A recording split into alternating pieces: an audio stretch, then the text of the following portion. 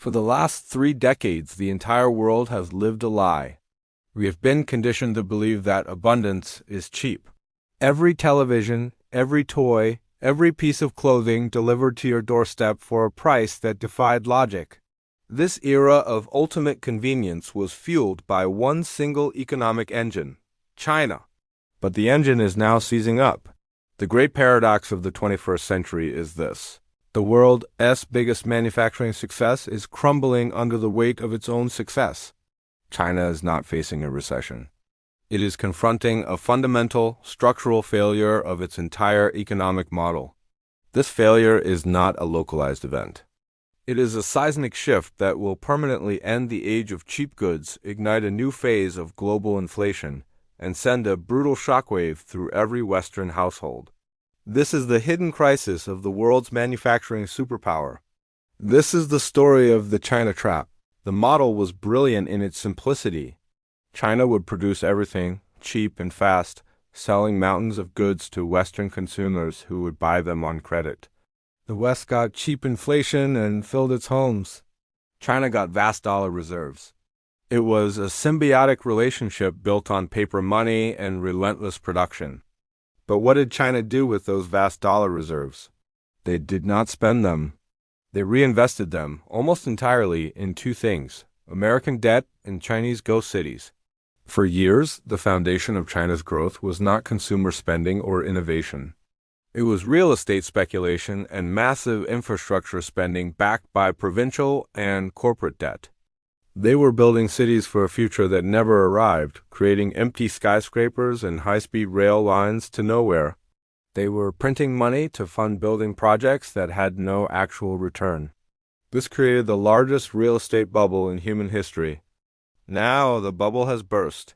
The failure of giants like Evergrande and Country Garden is not an isolated incident. It is the visible cracking of the foundation. Local governments are paralyzed by debt that dwarfs their annual income. The Chinese state cannot simply print its way out of this because the debt is tied up in physical assets, in concrete and steel that no one wants or needs.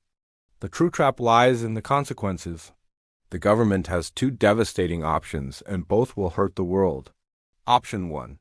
They could allow a massive, uncontrolled collapse of the property and banking sector, triggering a social and economic catastrophe that would dwarf the 2008 financial crisis. Option 2, the most likely path. They can nationalize the debt and attempt a controlled, slow-motion deflation.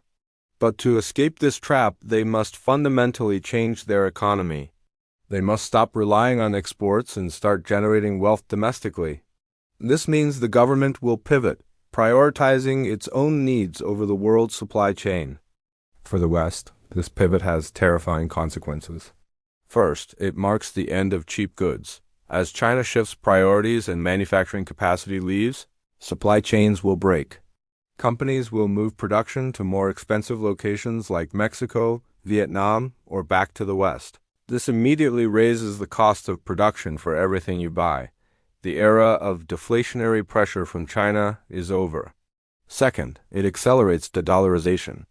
As China faces its internal crisis, it will need its vast U.S. dollar reserves more than ever, leading them to sell off U.S. treasuries to raise cash.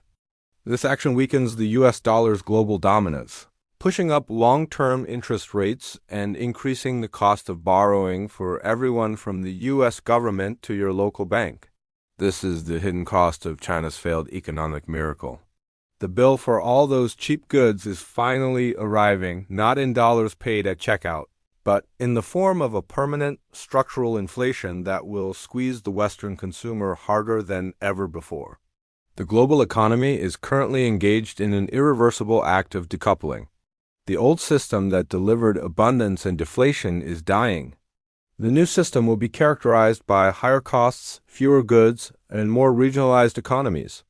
Your awareness is your only defense against this unprecedented shift. The rules of wealth are changing rapidly, and what worked for the last 30 years is now a dangerous trap. You must understand the new economic terrain and adjust your financial strategy before the shockwave of rising prices hits your home. If you are ready to prepare your financial life for the end of the cheap era, and learn how to position your wealth for the new world order. Then subscribe to ChernowCap right now.